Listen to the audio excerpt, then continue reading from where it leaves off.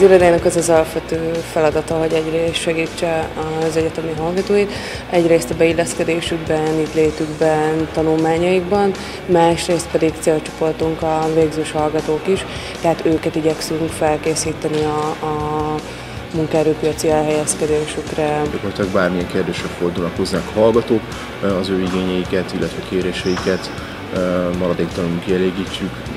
Szinte mondhatni, ez az irodának az egyik kulcsfontosságú feladatköre. Nagyon sok diákkal dolgozunk együtt, itt a munkatársoknak az nagy része az jelenleg is egyetemi hallgató.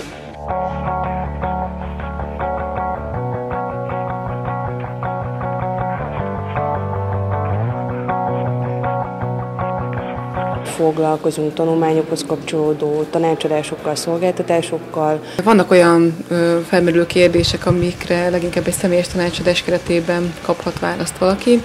Ilyen például az, hogy hogyan kell adóbevallást készítenie, vagy van valami jogi problémája.